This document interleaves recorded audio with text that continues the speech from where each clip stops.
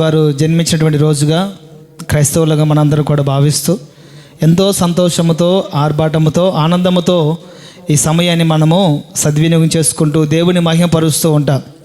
అయితే యేసుక్రీస్తు ప్రభులు వారు ఎందుకు పుట్టారు? ఆయన పుట్టడానికి గల కారణాలు ఏంటి? ఆయన పుట్టడానికి ఎంతమంది ఆయన జన్మకు కారకులయ్యారు అన్నది ఒకసారి మన చరిత్ర చూస్తే, ఎన్నో సంవత్సరాలుగా మనం పుట్టిన కాడి నుండి ఈనాటి వరకు క్రిస్మస్ సందేశాలు వింటూనే ఉన్నాం. యేసుక్రీస్తు వారు ఎలా పుట్టారు, ఎందుకు పుట్టారు, ఎవరి ద్వారా పుట్టారు, ఇలాగా ఎన్నెన్నో సందర్భాలు మనము వింటూనే ఉన్నాం. మరియమ్మ గారు ఎవరు, గొల్లలు ఎవరు, జ్ఞానులు ఎవరు, ఇంకా రాజులు ఎవరు, ఇంకా దేవదూతలు ఎవరు, ఇలాగే ఒక్కొక్కరికి పాత్రను బట్టి మనము చెప్పుకుంటూ వెళ్తే చాలా సందర్భాలు, చాలా ఉపదేశాలు మనం వింటూనే ఉన్నాం. నా ప్రియమైన వాళ్ళరా, ఈ రాత్రి దేవుడు కొన్ని మాటలు బయలుపరిచాడు మీతో చెప్పమని. ప్రైజ్ ది లార్డ్, హల్లెలూయా. నేను 2 ఉద్దేశాల ద్వారా నేను వాక్యం తయారు చేసుకొని వచ్చాను. ఒకటి, యేసుక్రీస్తు వారి జన్మకు కారణమైనటువంటి కొన్ని పాత్రలు బైబిల్ గ్రంథంలో ఉన్నాయి. ఒకటేమో మరియమ్మ గారు కావచ్చు, రెండవది యేసోబు గారు కావచ్చు, మూడవది స్టార్ నక్షత్రం కావచ్చు, తర్వాత గొల్లలు కావచ్చు, తర్వాత జ్ఞానులు కావచ్చు, తర్వాత కాపర్లు కావచ్చు. వీళ్ళందరూ కూడా యేసుక్రీస్తు వారి ఆ పుట్టుకకి కారకులు ఉన్నారు. ఒక్కొక్కరిది ఒక్కొక్క పాత్ర. ఇవి అందరి గురించి మనం తెలుసుకుంటే చాలా టైం పడుతుంది. కాబట్టి నేను రెండు మాటలే చెప్పాలని అనుకుంటున్నాను. ఒకటి, యేసుక్రీస్తు వారి జన్మను ఇవ్వడానికి, యేసుక్రీస్తు వారి భూమి మీదకి రావడానికి మొట్టమొదటి పాత్ర ఎవరు? ఏమ్మా కోపంగా చూస్తున్నారు? యేసుక్రీస్తు వారికి జన్మనిచ్చింది ఎవరు? ఆమెదే కదా మొట్టమొదటి పాత్ర. ఆమె జన్మ ఇవ్వకపోతే నక్షత్రం కనపడినా ప్రయోజనం లేదు, గొల్లలకు కనపడినా ప్రయోజనం లేదు, కాపరులకు కనపరిచిన ప్రయోజనం లేదు, లేకపోతే జ్ఞానులకు జ్ఞానమున్న కూడా ప్రయోజనం లేదు. ఈమె జన్మనిచ్చింది కాబట్టి ఆ రక్షకుడు జన్మించాడు. ఇప్పుడు మన రక్షకుని గురించి తెలుసుకుందామా? జన్మనిచ్చినటువంటి మరియమ్మ గారి గురించి తెలుసుకుందామా? చాయిస్ వారి మీదే. 2 విధాలుగా నేను దేవుని ఆత్మ ప్రేరేపణ బట్టి రాసుకొని వచ్చాను. యేసుక్రీస్తు వారి జన్మనిచ్చినటువంటి మరియమ్మ గారి గురించి తెలుసుకుందామా? మన కొరకు జన్మించినటువంటి యేసుక్రీస్తు వారి గురించి తెలుసుకుందామా? క్రిస్మస్ సందర్భంగా మీరు కోపంగా చూడొద్దు మా, దయచేసి. Praise the Lord. మీరు సంతోషంగా ఉంటే నాకు కూడా కాస్త సంతోషంగా చెప్పాలనిపిస్తుంది. మీరు 12 అయింది ఇప్పటికే కాళ్ళు బార చాపుకొని గోడకు మల్లుకొని ఆ సోపనాలు పడుతా నన్ను అనుకుంటా అంటే బాగుంటుంది కదా.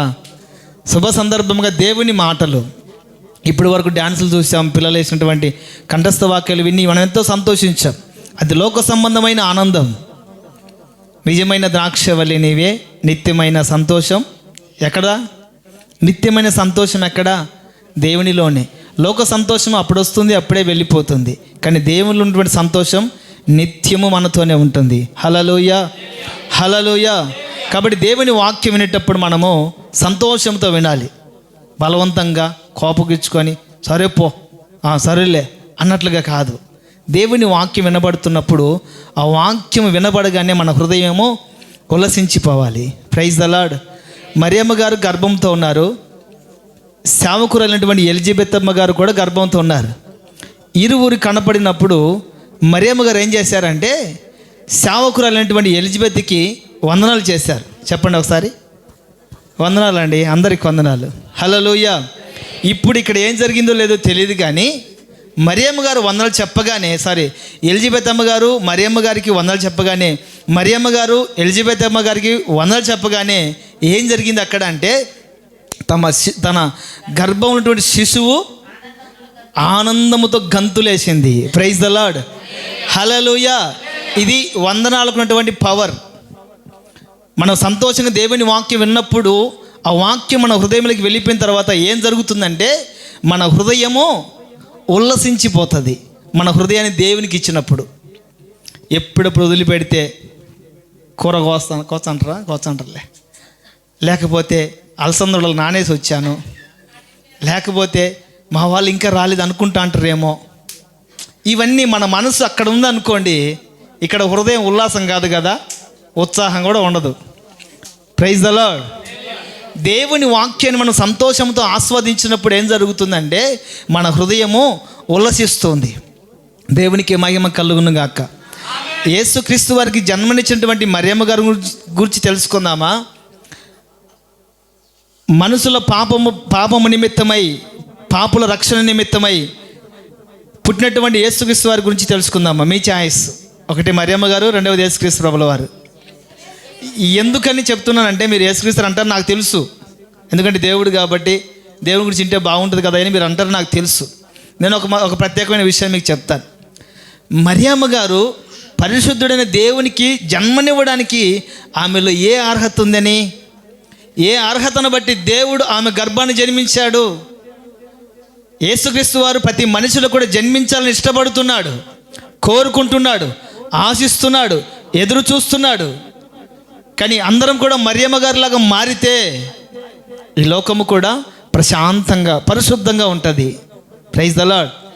కనుకనే బహుశా నా సొంత ఒపీనియన్, మరియమ్మ గారిలాగా మనం ఉండగలిగితే, మరియమ్మ గారిని దేవుడు ఎలా ఎన్నుకున్నాడో, మరియమ్మ గారికి దేవుడు ఎంత ప్రాధాన్యత ఇచ్చాడో మనకు కూడా అంతటి ప్రాధాన్యత ఇస్తాడని నేను నమ్ముతున్నాను. ఏదో క్రిస్మస్ పండుగ వచ్చినప్పుడు మరియమ్మను గుర్తు చేసుకొని కాదు, కానీ ఆమెకు దేవుడు ఇచ్చినటువంటి గొప్ప ఘనత మీకు చెప్పమంటారా? ఆమెను వాక్యం అంటుంది, నిన్ను అనేక తరముల వరకు ఏమంటారు? నిన్ను అనేక తరముల వరకు ఏమంటారు? చెప్పండి అమ్మా. నిన్ను అనేక తరముల వరకు ఏమంటారంటే ధన్యురాలు అంటారు. ఇంతటి ధన్యత పొందుకోవడానికి మరియమ్మ గారిలో ఉన్నటువంటి లక్షణాలు ఏంటి, ఆమెలో ఉన్నటువంటి గుణాలు ఏంటి? మనము కూడా అనేక తరముల వరకు ధన్యుడుగా మనం ఉండాలి అంటే ఈమె గురించి తెలుసుకోవాలని నేను ఆశిస్తున్నాను. ఇప్పుడు మీరు చెప్పండి, మరియమ్మ గారి గురించి తెలుసుకుందామా? యేసు ప్రభుల వారి గురించి తెలుసుకుందామా? ప్లేట్ మార్చారు. మరి ఇందాకనే అన్నారు కదా, యేసు ప్రభు గురించి చెప్పండి తెలుసుకుంటామని. మరలా మరియమ్మ గారికి ఎందుకు వచ్చారంటే ధన్యత కావాలి. Praise the lord. మరియమ్మ గారిలో ఒక 3 అనుభవాలు చెప్తాను. తదుపరి యేసుక్రీస్తు ప్రభుల వారి గురించి కూడా 3 అనుభవాలు చెప్తాను. ఎందుకంటే మరియమ్మ గారి గురించి చెప్పుకున్న తర్వాత అది మంచిదే, ఆశీర్వాదకరమే. కానీ యేసుక్రీస్తు వారు ఎందుకు పుట్టారో కాస్త మనకు అవగాహన ఉండాలి కాబట్టి కొన్ని మాటలు నేను చెప్పాలని ఆశిస్తున్నాను. ఎందుకంటే సంతోషం వచ్చినప్పుడు, ఆనందం వచ్చినప్పుడు ఎవరు కూడా దాన్ని కంట్రోల్ చేసుకోలేరు. బయటికి వెళ్ళి ఇంకా రేపు పొద్దున్న తెల్లారితే బయటికి వెళ్ళి చూసామనుకోండి, రోజు తాగేటనివి కదా, ఈరోజు కాస్త ఎక్కువ తాగవు ఎందుకు అని అడిగామనుకోండి, యేసురావు పుట్టినలా అమ్మా ఈరోజు ఎందుకని కాస్త ఎక్కువ తాగావు అని అడిగితే యేసురావు పుట్టినలా, మరి పుట్టితే నీకెందుకు అంటే సంతోషం. ప్రతి ఒక్కరు కూడా సంతోషిస్తారండి. కాబట్టి మరియమ్మ గారి గురించి 3 మాటలు, యేసుక్రీస్తు వారి గురించి మీరు రిప్లై ఇవ్వాలి. మరియమ్మ గారి గురించి 3, యేసుక్రీస్తు వారి గురించి విందామా? Praise the Lord. Hallelujah, hallelujah. మొట్టమొదటిగా మరియమ్మ గారి గురించి చదువుకుందాం. లూకా సువార్తమానం 1వ అధ్యాయము 27వ వాక్యం. లూకా సువార్తమానం 1వ అధ్యాయము 27వ వాక్యం. దావీదు వంశస్థుడైన యోసేపును ఒక పురుషునికి ప్రదానము చేయబడి కన్యక వద్దకు దేవుని చేత పంపబడెను. ఆ కన్యక పేరు మరియా. ఆ కన్యక పేరు మరియా. ఆ కన్యక పేరు మరియా. మరియాలో ఉన్నటువంటి ప్రత్యేకమైన అనుభవం, మరియాలో ఉన్నటువంటి ప్రత్యేకమైన అనుభవం లేదా గుణం, ఒక మాటలో చెప్పాలంటే మరియమ్మలో ఉన్నటువంటి ప్రత్యేకమైన గుణం ఏంటంటే ఆమె కన్యక. Praise the lord. ఆమె కన్యక. మరియా అని సంబోధించవచ్చు కదా. అక్కడ ఆమె కన్యక, ఆమె పేరు మరియా. ఆమె పేరు మరియా అని చెప్పచ్చు. ఆమె కన్యక మరియా. ఆమె కన్యక మరియా అని, కన్యక అనే పేరును ఎందుకు అక్కడ ప్రస్తావించారు? యేసుక్రీస్తు వారు తండ్రి అయినటువంటి దేవుడు, పరిశుద్ధాత్మ, త్రియేక నాథుడు ఈ లోకానికి తొంగి చూసినప్పుడు సర్వలోక మానవాళి సమస్తము కూడా బొత్తిగా చెడిపోయింది. ఏ ఒక్కరిలో పరిశుద్ధత లేదు, ఏ ఒక్కరిలో నీతి లేదు, ఏ ఒక్కరిలో యథార్థత లేదు, ఏ ఒక్కరిలో మంచితనము లేదు, ఏ ఒక్కరిలో కూడా దేవుని యందు భయము కానీ భక్తి కానీ ఏమాత్రం కూడా లేదు. లోక సమస్త మొత్తము కూడా బొత్తిగా చెడిపోయింది. కానీ యేసుక్రీస్తు ప్రభు తండ్రి అయినటువంటి దేవుడు తన పోలిక చొప్పున నిర్మించినటువంటి సృష్టించినటువంటి ప్రజలు నశించిపోకుండా ఉండాలని, వారిని రక్షించాలని, పాతాళానికి వెళ్లకుండా వారిని పరలోకానికి చేర్చాలని ఏకైక ఉద్దేశం కలిగిన వారై ఏం చేశారంటే ఈ సర్వలోక మానవాళి పాప పరిహారార్థమై ఒక పరిశుద్ధమైన రక్తము చిందించబడి వీరందరినీ కూడా విమోచించాలి. కనుక వీరిని రక్షించాలంటే పాపము లేని పరిశుద్ధుడు భూమి మీదకి రావాలి. వీరందరి పాపములు క్షమించబడాలి అంటే పరిశుద్ధత కలిగినటువంటి దేవుడు భూమి మీదకి దిగి రావాలి. అధిక మహిమ కలిగినటువంటి దేవుడు అదే మహిమతో భూమి మీదకి వస్తే ఏ నరుడు కూడా చూడలేడు, ఏ మనుషుడు కూడా చూసి బ్రతకలేడు. కనుకనే ఈ మనిషిలో ఉన్నటువంటి పాపము తీసివేయాలి అంటే మనుష్య ఆకారంలోనే రావాలి. ఈ మనుష్య ఆకారంలోకి రావాలి, భూమి మీద జన్మించాలి అంటే ఒక కన్యకైనటువంటి ఒక స్త్రీ ద్వారా మాత్రమే రావాలి. ఒక కన్యకైనటువంటి స్త్రీ ద్వారా మాత్రమే పరిశుద్ధుడైన దేవుడు జన్మించాలి. ఇది వాళ్ళ కాన్సెప్ట్ లేదా వాళ్ళ ప్లాన్. ఇది దేవుడు ఏర్పాటు చేసినటువంటి సంకల్పం. ఇది భూమి మీదకి తొంగి చూసినప్పుడు పరిశుద్ధులు ఎవరైనా కనపడతారా? వారి కడుపున నేను జన్మించాలి. ఎవరైనా కన్యకలుగా కనపడతారా? నేను వారి ద్వారా భూమి మీదకి ప్రవేశించాలి, వారి గర్భాన్ని నేను జన్మించాలని తండ్రి అయినటువంటి దేవుడు తొంగి చూస్తున్నప్పుడు భూమి మీద ఒక్కళ్ళు కూడా కనిపించలేదండి. ఇక్కడ కన్యక మరియా అనే పేరు ఎందుకు ప్రస్తావించారు అంటే ఆనాటి దినాల్లో కన్యకత్వాన్ని కాపాడుకుంటూ తన పరిశుద్ధమైన జీవితాన్ని కొనసాగిస్తూ పరిశుద్ధమైన జీవితాన్ని జీవిస్తూ భయము భక్తితో కొనసాగించినటువంటి తల్లిగారు మరియమ్మ గారు మాత్రమే. లేకపోతే భూమి మీద కోట్ల మంది ప్రజలు ఉన్నప్పుడు ఒక మరియమ్మ గారిని ఎందుకు ఎన్నుకోవాలి అంటే మరియమ్మ గారు పుట్టినది మొదలుకొని యవన దశలోకి వచ్చిన తర్వాత తన కన్యకత్వాన్ని కాపాడుకోవడం మాత్రమే కాకుండా తన చూపులకు కానీ ఆలోచనలు కానీ తలంపులు కానీ నడవడికలు కానీ ఏమాత్రం కూడా అపవిత్రతకు చోటు చేసుకునివ్వకుండా పరిశుద్ధంగా జీవించినదే పరిశుద్ధమైన మరియమ్మ గారు. ప్రైజ్ ద లార్డ్, హల్లెలూయా. కనుకనే ఈ మరియమ్మ గారిలో ఉన్నటువంటి మొట్టమొదటి గుణం ఏంటంటే ఆమె కన్యకైన మరియా. ఒక మాట మీకు చెప్తాను.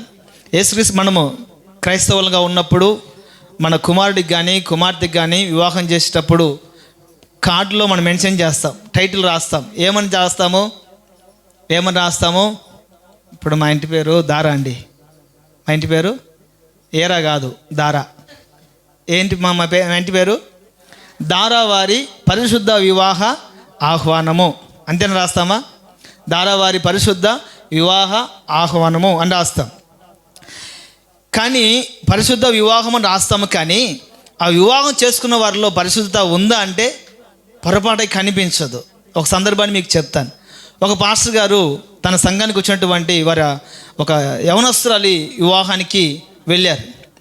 ఆ యవనస్తురాలు దేవుని మందిరానికి వస్తూ ఉండి కూడా ఎన్నో తప్పిదాలు చేస్తూ త్రోవ తప్పిపోయి తల్లిదండ్రులకు చెడ్డ పేరు తెచ్చి పలు సందర్భాల్లో స్టేషన్ పాలైనప్పుడు, పలు సందర్భాల్లో వేరే వాళ్ళు మోసం చేసి ఆమెను అవమానించినప్పుడు సేవకుడే వెళ్ళి ఆమెకు ప్రార్థన చేసి ధైర్యపరిచి, అమ్మ ఇప్పటికేదో తెలిసి తెలియక మోసపోయావు, మరలా మీరు మోసపోకూడదు, మరలా త్రోవ తప్పిపోకూడదు. ఒకసారి త్రోవ తప్పిపోయిన వారిని యేసుక్రీస్తు ప్రభువు వారు క్షమించి మరలా దగ్గర తీసుకుంటాడు. కనుక తెలిసో తెలియక నువ్వు త్రోవ తప్పిపోయావు, తల్లిదండ్రులకు చెడ్డపేరు తీసుకొని వచ్చావు, దేవునికి అవమానం కలిగించావు. ఇక మీదట మరలా అలా జరగకుండా ఉండాలి అంటే నువ్వు పరిశుద్ధంగా జీవించు. ఇదిగో బైబిల్ గ్రంథంలో చాలామంది స్త్రీలు పరిశుద్ధంగా జీవించి దేవుని చేత కొనియాడబడిన వాళ్ళు ఉన్నారు, దేవుని మహిమపరిచిన వారు ఉన్నారు, సంఘములో సమాజంలో మంచి సాక్ష్యాన్ని సంపాదించుకున్న వాళ్ళు ఉన్నారు. కాబట్టి ఇక మీదట పొరపాటు చేయదు తల్లి అని పలు మార్లు సేవకుడు హెచ్చరించాడు. చివరికి ఎలాగోలాగా ఆ సహోదరికి వేరొక వ్యక్తితో వివాహము ఏమైంది, కన్ఫర్మ్ అయిపోయింది. వివాహం నిశ్చయించుకున్నారు. పలానా డేటు పెళ్ళి అని చెప్పి కూడా చెప్పారు. ఆ పెళ్ళికి స్థానిక వాళ్ళ సేవకుడు అయినటువంటి ఈ సేవకుడు పిలువబడిన తర్వాత అప్పటికైనా తనలో మార్పు కలిగిందేమోనని సేవకుడు చూస్తూనే ఉన్నాడు. ఆమె చూపులకు కానీ, మాటలకు కానీ, ఆమె ప్రవర్తనలో కానీ ప్రవర్తనలో ఏమాత్రము కూడా మార్పు రాలేదు. సేవకుడు వాస్తవంగా ఇది బైబిల్ మన సంఘాలలో ప్రకటన గ్రంథం అనేది చదువుతూ ఉంటారు. చదువుతూ ఉంటారు 3 సార్లు 4 సార్లు చదువుతారు. ఆ చదివేటప్పుడు పరిశుద్ధమైన వివాహ ప్రకటన అని అనౌన్స్మెంట్ చేసిన తర్వాత ఆమె పేరు ప్రస్తావించి పరిశుద్ధమైన వివాహం అని చెప్పడానికి కూడా ఆ సేవకుడు అంగీకరించట్లేదండి. ఆ సేవకుడు అంగీకరించట్లేదు. ఎందుకంటే ఆమెలో ఏ పొరపాట్లు ఉన్నాయో, ఏ తప్పిదాలు ఉన్నాయో ఎన్నిసార్లు చెప్పినా కూడా ఆమె లోబడకపోయిందో సేవకునికి తెలుసు. అక్కడికి వచ్చిన తర్వాత పరిశుద్ధమైన వివాహం అని చెప్పలేని పరిస్థితి. ఎందుకంటే ఆమె స్థితిగతులు అలా ఉన్నాయి కాబట్టి. నా ప్రియమైన వాళ్ళారా, పరిశుద్ధమైన వివాహం అని పేరుకు మాత్రమే మనం రాస్తాము, కానీ అక్కడ వివాహం చేసుకుంటున్న వారు పెళ్లి కుమారుడైనా పెళ్లి కుమార్తెలనైనా కూడా పరిశుద్ధత ఏమాత్రం కూడా కనిపించదు ఈనాటి వరకు కూడా. ఆనాటి దినాల్లో మరియమ్మ గారిలో ఉన్నటువంటి మొట్టమొదటి గుణం ఏంటంటే కన్యకైన మరియ, అంటే పరిశుద్ధ జీవితం కలిగినటువంటి మరియమ్మ గారు. తర్వాత ఆ సేవకుడు ఇలాగ ప్రార్థన చేస్తూ ప్రకటన చేసిన తర్వాత వివాహం చేసేటప్పుడు ఆ ఇరువురిని పెళ్లి కుమార్తెను లోపల తీసుకురండి అని చెప్పిన తర్వాత వారిని తీసుకొని వచ్చేటప్పుడు పాట పాడతారు. ఏమని పాడతారమ్మా? ఏమని పాడతారమ్మా? పెళ్లి కుమార్తెను లోపల తీసుకురండి అని చెప్పినప్పుడు వాళ్ళు ఆ గడప మీద అడుగు పెట్టగానే పాట పాడతారు. ఎప్పుడు చూడలేదా మీరు? ఆలయంలో ప్రవేశించండి కాదు, వాళ్ళు ఎప్పుడో ప్రవేశించారు, అది కాదు. పరిశుద్ధ పరిశుద్ధ పరిశుద్ధ ప్రభువా, పాటలోనే పరిశుద్ధత ఉంది, అక్కడ లేదు. సేవకుడు పాడడానికి అంగీకరించట్లేదు. ఎందుకంటే ఎన్ని మార్లు గద్దించినా కూడా వారు పరిశుద్ధత వైపు అడుగు వేయటానికి ఏమాత్రం ఇష్టపడట్లేదు. ఈ పాటకి వారికి ఉన్నటువంటి ఆ జీవితానికి ఏమాత్రం కూడా సంబంధం లేదు. పాట పాడడానికి అంగీకరించట్లేదండి. సరే, మొత్తం మీద అయితే తోటి సేవకులు పాడారు, వచ్చారు. ఆ ప్రమాణం చేసేటప్పుడు కూడా నేను ప్రమాణాలు ఉంటాయి కదా, ఈ ప్రమాణాలు చేసేటప్పుడు కూడా సేవకునికి ఏమాత్రం నచ్చట్లేదండి. చివరికి మొత్తం మీద అయితే వివాహం అయిపోయింది. బయటకు వచ్చిన తర్వాత అమ్మాయితో చెప్తున్నాడు, అమ్మా, నీ సేవకునిగా, నీ ఆత్మీయ తండ్రిగా నీ క్షేమం గురించి చెప్తున్నటువంటి మాట ఏంటంటే, ఇదివరకు ఎలా ఉన్నావో పక్కన పెట్టు, ఇదివరకు ఎలా జీవించావో పక్కన పెట్టు. ఇప్పుడు నీ భర్త నీకు స్వాస్థ్యమై ఉన్నాడు, నీ భర్త నీకు శిరస్సై ఉన్నాడు, నీ భర్త నీ జీవితానికి ఆధారమై ఉన్నాడు. కాబట్టి ఇకనైనా నీ భర్తతో నువ్వు సుఖ సంతోషంగా ఉండాలి, నమ్మకత్వాన్ని కాపాడుకుంటూ బ్రతకాలి అని చెప్తే ఏమాత్రం అంగీకరించలేదండి ఆమె. నాన్న, ఇంకోసారి పాస్టర్ని మన ఇంట్లోకి పిలిచావో నేను ఒప్పుకోను. ఎందుకని చెప్తున్నానంటే, లోకములో పరిశుద్ధత కలిగి జీవించడానికి ప్రజలు అంగీకరించరండి. నీతిమంతులుగా జీవించడానికి ప్రజలు అంగీకరించరు. కనుక నేను, నా ప్రియమైన వాళ్ళరా, మరియమ్మ గారిని దేవుడు ఎన్నుకోవడానికి మొట్టమొదటి కారణం ఏంటంటే ఆమె పరిశుద్ధత కలిగినటువంటి స్త్రీ. హల్లెలూయా, హల్లెలూయా. పరిశుద్ధత కలిగినటువంటి గుణము కలిగినటువంటి స్త్రీ మరియమ్మ గారు. రెండవ మాట చెప్తాను. లూకా సువార్త 1వ అధ్యాయము 39వ వాక్యము. 1వ అధ్యాయము 39వ వాక్యం. ఆ దినముల యందు మరియ లేచి ఒక ఊరికి త్వరగా వెళ్ళి జకరియా ఇంటిలో ప్రవేశించి ఎలిజబెత్కు వందనము చేసెను. ఎలిజబెత్ మరి యొక్క వందన వచనము వినగానే ఆమె గర్భములో శిశువు గంతులు వేసెను. అంతటా ఎలిజబెత్ పరిశుద్ధాత్మతో నిండుకొనినదై బిగ్గరగా ఇట్లనెను, స్త్రీలలో నీవు ఆశీర్వదించబడిన దానవు, నీ గర్భఫలము ఆశీర్వదించబడెను. ఇక్కడ ఒక నిమిషం అక్క, ఇక్కడ చదువుకుంటూ వెళితే చాలా 50వ వచనం వరకు కూడా మరియమ్మ గారి గురించి స్పష్టంగా రాయబడి ఉన్నాయి. రెండవదిగా మరియమ్మ గారు ఆమెకున్నటువంటి గుణం, ఆమెకున్నటువంటి అనుభవాలు ఏంటి అంటే, ఈ మరియమ్మ గారు పరిశుద్ధాత్మ చేత నింపబడిన స్త్రీ. మరియమ్మ గారు పరిశుద్ధాత్మ చేత నింపబడిన స్త్రీ కనుకనే ఈమెను దేవుడు తన జన్మించడానికి ఈమెను ఏర్పాటు చేసుకున్నాడు. ఈ మరియమ్మ గారు ఎవరు అంటే పరిశుద్ధాత్మ చేత నింపబడిన వారు. ప్రైజ్ ది లార్డ్, హల్లెలూయా. మనం కూడా యేసుక్రీస్తు వారి క్రిస్మస్ ఆరాధనలో పాల్పొంపులు పొందుతున్నాం. దేవుడు మరియమ్మ గారిని చూసినట్లే మనల్ని కూడా చూస్తున్నాడు. మరియమ్మ గారిలో ఉన్నటువంటి పరిశుద్ధత మనలో కూడా చూడాలని దేవుడు కోరుకుంటున్నాడు. రెండవదిగా మరియమ్మ గారిలో ఉన్నటువంటి రెండవ గుణం ఏంటి, రెండవ అనుభవం ఏంటి?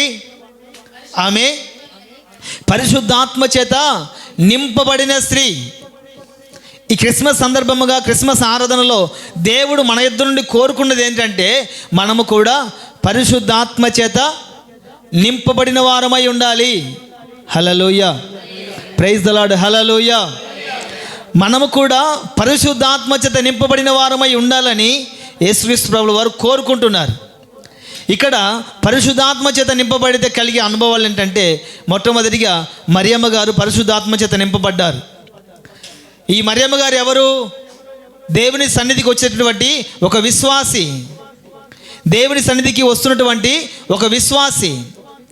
అక్కడ ఎవరికి వందనాలు చెప్పారు? మరియమ్మ గారు ఎవరికి వందనాలు చెప్పారమ్మా? అమ్మ వందనాలు నాకు కాదు, అక్కడ ఎవరికి చెప్పారు? ఎలిజబెత్కు చెప్పారు. ఈ ఎలిజబెత్ ఎవరు? ఎలిజబెత్ ఎవరు అంటే ఒక దైవ సేవకురాలు. జకరియా, ఎలిజబెత్ అని ఇద్దరు కలిసి దేవుని మందిరములు సేవ చేసే సేవకులు. ఈ మరియమ్మ గారు సేవకురాల దగ్గరికి వెళ్ళి వందనాలు చెప్పింది. తిరిగి ఆ సేవకురాలు మరియమ్మ గారికి వందనాలు చెప్పారు.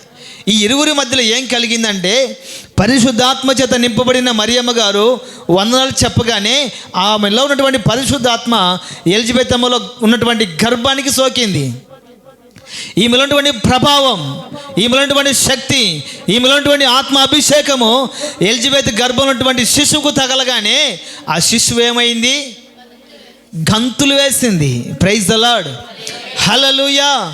పరిశుద్ధాత్మ చేత నింపబడిన వారు ఎవరితో మాట్లాడినా, ఎవరి కొరకు ప్రార్థన చేసినా, ఏ ఇంట్లో అడుగు పెట్టినా, ఎవరితో సహవాసం చేసినా వారిలో ఉన్నటువంటి చీకటి మొత్తం కూడా తొలగిపోయి వారి జీవితమైన, వారి కుటుంబమైన వెలుగు ప్రకాశవంతంగా మార్చబడుతుంది. ఎప్పుడు అంటే పరిశుద్ధాత్మ చేత నింపబడినప్పుడు. మరియమ్మ గారు వందనాలు చెప్పగానే ఆమెలో ఉన్నటువంటి పరిశుద్ధాత్మ కానీ, ఆమె గర్భంలో ఉన్నటువంటి శిశువు కానీ గంతులు వేసినట్టుగా మనం చూస్తాం. పరిశుద్ధాత్మ చేత నింపబడిన వారంగా ఉండాలని దేవుడు మన యొద్ద నుండి ఆశిస్తూ ఉన్నాడు, కోరుకుంటున్నాడు. కనుకనే ప్రియమైన వాళ్ళరా, ఈ పరిచర్యలో ప్రతి శనివారం రాత్రి 7 గంటలకి పరిశుద్ధాత్మ కూడికని కొనసాగిస్తున్నాం. ప్రారంభం నుండి ఈనాటి వరకు కూడా. కారణం ఎందుకు?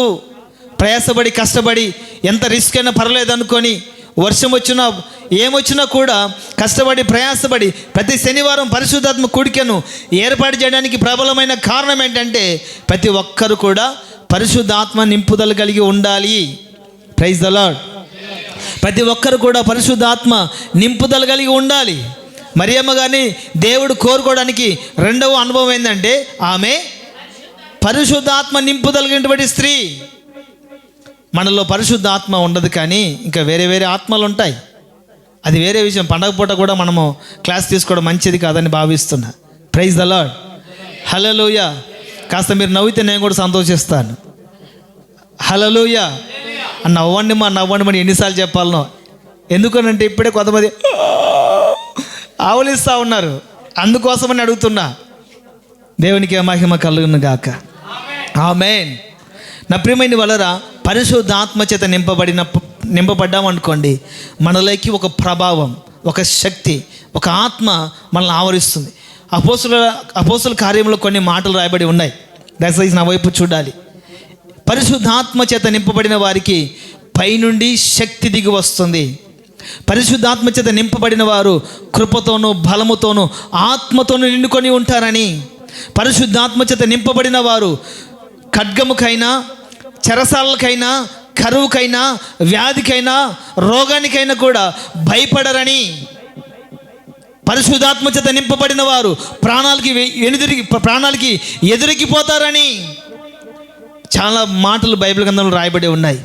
పరిశుద్ధాత్మ చేత నింపబడిన వారు కరువు వచ్చిన, ఖడ్గం వచ్చిన, తెగులు వచ్చిన, వ్యాధి వచ్చినా కూడా స్థిరంగా ఉంటారు.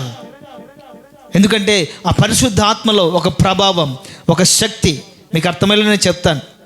ఒకప్పుడు యేసుక్రీస్తు ప్రభుల వారు నీటి మీద నడుచుకుంటూ వస్తూ ఉన్నప్పుడు తన శిష్యులైన వారు ఆ నీళ్ళ మీద నడుస్తున్నటువంటి యేసుక్రీస్తు ప్రభుల వారిని చూసి భయపడతారు. ఏమని? అయ్యో భూతం, అయ్యో దయ్యం, అయ్యో భూతం అని భయపడతారు. భయపడిన తర్వాత యేసుక్రీస్తు ప్రభుల వారు నీటి మీద నడుచుకుంటూ వస్తూ, భయపడకుడి, నేనే, ప్రైజ్ ద లార్డ్, భయపడకుడి, నేనే అని చెప్పిన తర్వాత ఎవరై నువ్వు అంటే యేసుక్రీస్తు ప్రభుల వారని తెలుసుకుంటారు. అందరూ అరే యేసుక్రీస్తు ప్రభుల వారు మన కొరకు నీటి మీద నడుచుకుంటూ వస్తున్నాడని కొంతమంది సంతోషిస్తారు. కానీ పేతురు, హలో ఎవరు నువ్వు, హూ ఆర్ యూ, నేనే అన్నప్పుడు, ఓకే నువ్వు దేవుడు అయితే, నువ్వు యేసుక్రీస్తు ప్రభుల వారు అయితే నేను కూడా నీటి మీద నడవాలి, గివ్ మీ పర్మిషన్ అని చెప్పిన వెంటనే యేసుక్రీస్తు ప్రభుల వారు సరే ఓకే వచ్చేసాయని చెప్తాడు. యేసుక్రీస్తు ప్రభుల వారి వైపు చూస్తూ పేతురు నీటి మీద నడుచుకుంటూ ఆయన దగ్గరికి వెళ్తాడు. మధ్యలో గాలి రావటం, ఆ గాలిని చూసి పేతురు మునిగిపోతాడు. మునిగిపోయిన తర్వాత అక్కడ పేతురు ఏమని కేకలేస్తాడు? ఏమా ఎప్పుడు వినలేదా? డిసెంబర్ నెల 2వ తారీఖు కలసబాడి పోయింటే మీకు డ్రామాలు చూసేవాళ్ళు. అర్థమైందమ్మా? కలసబాడి తిన్నాల్లో పేతురు గురించి, లాజరు గురించి, ధనవంతుడి గురించి, చచ్చిపోయిన లాజరు గురించి ఇవన్నీ కూడా డ్రామాలు వేస్తారు. అవి చూస్తే కళ్ళ కట్టినట్టుగా కనపడతాయి. పేతురు నీళ్ళల్లో మునిగిపోతూ ఏమని కేకలేశాడు? అమ్మా,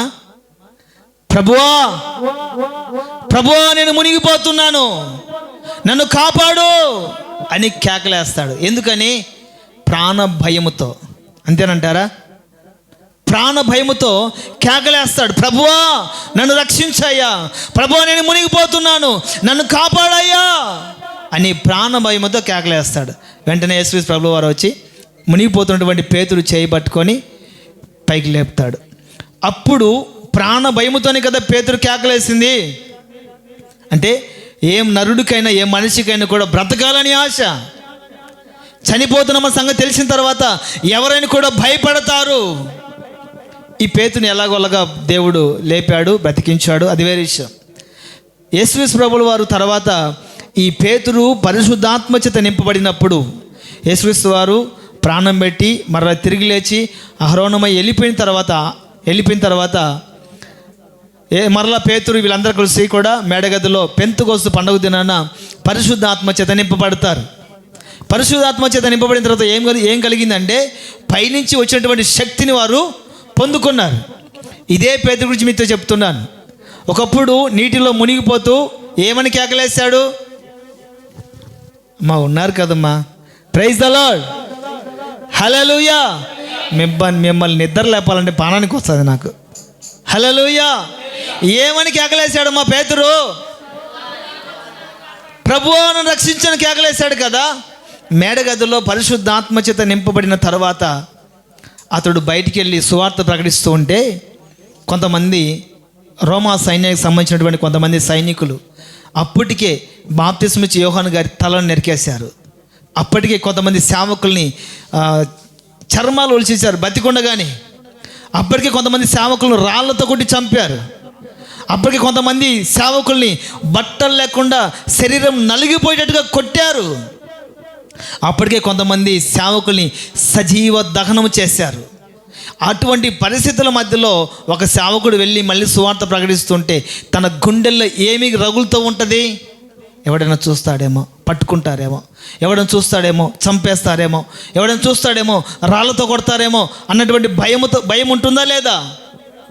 ఉంటుందా లేదమ్మా? ఉంటుంది.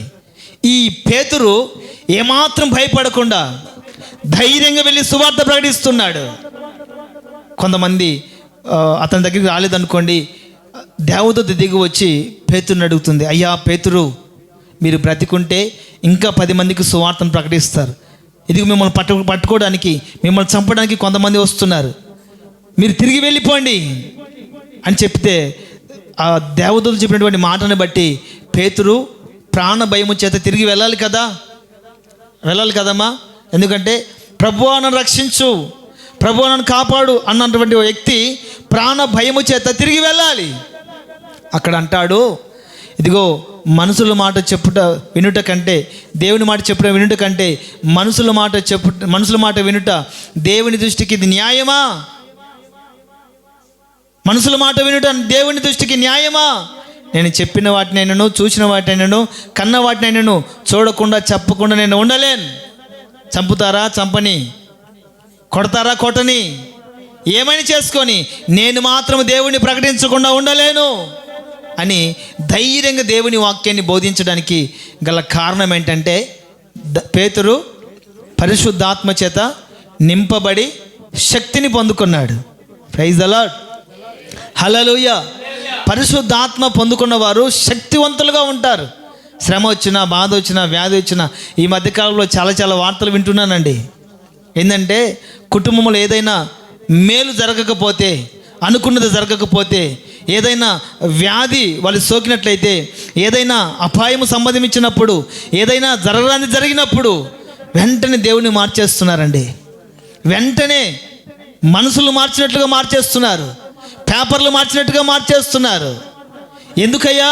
మొన్నటి వరకు దేవుడు నన్ను దర్శించాడు, దేవుడు నేను చూశాను, దేవుడు నేను మాట్లాడాడు, ప్రతి వారం దేవుడి మందిరానికి వెళ్ళి నేను దేవునిలో సంతోషిస్తున్నాను అన్నటువంటి చెప్పినటువంటి వ్యక్తి మరలా ఏం చేస్తున్నాడంటే మరలా వేరే దేవుణ్ణి కూడా మార్చేస్తున్నాడు. ఎందుకని ఇలా పడిపోతున్నారు? ఎందుకని ఇలా సన్నగిలిపోతున్నారు? ఎందుకని విశ్వాసంలో అవిశ్వాసులుగా మారిపోతున్నారు? ఎందుకని అని అడిగితే వారిలో శక్తి లేదు. గాలి తోలినప్పుడు తూర్పెత్తితే గాలికన్నీ కొట్టుకుపోయి ఏంటి? తరక గట్టి గింజలు మాత్రమే ఉంటాయి. సాతానుగాడు జల్లుతున్నాడు ఒక్కొక్కరిని, జల్లి పడుతున్నాడు. శ్రమ సంభవించినప్పుడు, వ్యాధి సంభవించినప్పుడు, అవమానాలు కలిగినప్పుడు, శ్రమలు కలిగినప్పుడు ఎంతవరకు వాళ్ళు నిలిచి ఉంటారా అని జల్లెడబడుతూ ఉన్నాడు. నా ప్రియమైన వాళ్ళరా, వాడు ఎంత జల్లెడబట్టినా, ఎంత శోధించినా, ఎంత శ్రమ పెట్టినా, ఎంత కృంగదీసినా మనము నిలిచి ఉండాలి అంటే పరిశుద్ధాత్మను పొందాలి. హల్లెలూయా, హల్లెలూయా. మరియమ్మ గారిలో ఉన్నటువంటి రెండవ అనుభవం ఏంటి? పరిశుద్ధాత్మ చేత నింపబడి ఉన్నది. పరిశుద్ధాత్మ చేత నింపబడి ఉన్నది. మూడో మాట చెప్పి నేను ముగిస్తాను.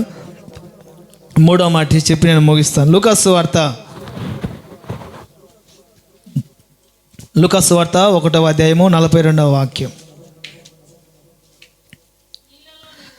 స్త్రీలలో నీవు ఆశీర్వదింపబడిన దానవు, నీ గర్భఫలమును ఆశీర్వదింపబడును. చాలక్క. ఇక్కడ మరియమ్మ గారిలో ఉన్నటువంటి మూడవ అనుభవం ఏంటి? అది స్త్రీలలో ఆశీర్వాదం పొందినటువంటి స్త్రీ, స్త్రీలలో ఆశీర్వదించబడినటువంటి స్త్రీ. ఇప్పుడు ఇంతమంది స్త్రీలు ఉన్నారనుకోండి, ఒక మరియమ్మని బట్టి అమ్మా నువ్వు దేవుని చేత ఆశీర్వించబడిన దానవు అంటే మిగతా వాళ్ళు ఎవరు కొంటారా? అంటే మేమేం పని బాటలేకుండా వచ్చామనుకుంటున్నావయ్యా? మాకేమన్నా టైం పాస్ కాకుండా వచ్చామనుకుంటున్నావా? ఆమెను మాత్రమే నువ్వు దీవించబడిన దానం అంటున్నావు అని మనమైతే దేవుని అడుగుతామా లేదా? ఒక పెన్షన్ డబ్బులు రాకపోతే ఎంఆర్ఓని ఎంత తిడతారో, పెన్షన్ డబ్బులు రాకపోతే సచివాలయంకి వెళ్ళి సెక్రటరీని ఎన్నిసార్లు అడుగుతారో, గవర్నమెంట్ ద్వారా ఏదైనా మనకు రాకపోతే ఎన్నిసార్లు సనుగులు సమస్యలతో నడిపించబడుతూ ఉంటారో. కానీ స్త్రీలలో నీవు ఆశీర్వదించబడిన దానవు. అంత ప్రత్యేకమైన స్థానము మరియమ్మ గారికి రావడం గల కారణం ఏంటి? ఆమె దేవుని చేత ఆశీర్వదించబడిన స్త్రీ. హల్లెలూయా, హల్లెలూయా. అంత మాత్రమే కాదండి, నీవు స్త్రీలలో ఆశీర్వదించబడిన దానవు, నీ గర్భఫలమును ఆశీర్వదించబడును. నీ గర్భఫలము ఆశీర్వదించబడును. మొట్టమొదటిగా మనము దేవుని చేత ఆశీర్వదించబడితే మన కడుపున పుట్టినటువంటి గర్భఫలాలు కూడా ఆశీర్వదించబడతాయి. మనకే ఆశీర్వాదం లేకపోతే మన పిల్లలకి ఎలా ఆశీర్వాదం వస్తుంది? మనకే సంతోషం లేకపోతే మన పిల్లలకి ఎలా సంతోషం వస్తుంది? మనకే సమాధానం లేకపోతే మన పిల్లలకి ఎలా సమాధానం వస్తుంది? మనకే నెమ్మది లేకపోతే మన పిల్లలకి నెమ్మది ఎలా వస్తుంది? నా ప్రియమైన వాళ్ళరా, ఏ కుటుంబంలో అయినా సమాధానము, సంతోషము, ఆనందము, నెమ్మది, ఆశీర్వాదము కలగాలి అంటే మొట్టమొదటి ప్రాధాన్యత స్త్రీది. Praise the Lord. మీ గురించి అమ్మ చెప్పేది, ఓమ్మా మో మీ గురించే. హల్లెలూయా. అందరిని అలా కిందికి వంగేశారు. అంటే చెప్తున్నానండి, ఒక తల్లిగారు భారంగా మోకరంగా ఇట్లా ఇట్లా మీలాగే పెద్ద ముసుకేసుకొని కిందికి వంగుకొని ప్రార్థన చేస్తానట్టుగా ఉంది. అందరూ ప్రార్థన చేస్తున్నారు, ఆమెమో అంటా ఉంది. సేవకుడు ఏంది, అందరూ ప్రార్థన అయిపోయిన తర్వాత ఇంకా ప్రార్థన చేస్తుంది అని చెప్పేసి దగ్గరికి వెళ్ళి చూస్తే జొల్లు మొత్తంగా ఆడుతూ ఉంది. మా మరియమ్మ, ఇక్కడ ఎవరు లేరు కదా, దేవునికి మహిమ కలుగును గాక. మా మరియమ్మ ప్రార్థన అయిపోయిందంటే అంటానే ఉంది. ఏంది మా ఇంకా ఏంది మా లేమా అంటే లేచి, ఏమ్మా నిద్రపోతున్నావు, ఇంతగా నేను ఆసక్తితో దేవుని వాక్యాన్ని ప్రకటిస్తూ ఉంటే ఇంకా నిద్రపోతున్నావు ఏంటంటే, ఎవరు అయ్యా నిద్రపోతాను అనేది, ఎవరు, నేను నీకోసం ప్రార్థన చేస్తానయ్యా. మరి ఇదేంటి అంటే కన్నీళ్ళు. నువ్వు బాగా వాక్యం చెప్పాలని, నువ్వు బలంగా ఉండాలని, ఆరోగ్యంగా ఉండాలని నేను ప్రార్థన చేస్తున్నానయ్యా. ముఖానికి నిండా మూసుకేస్తే ఎవరు కనపడుతుందండి? మీరు నిద్రపోతున్నారో తెలియదు, కలలో ఉన్నారో తెలియదు. దేవునికి మహిమ కలుగును గాక. హల్లెలూయా. మరియమ్మ గారిలో ఉన్నటువంటి మూడవ అనుభవం ఏంటి?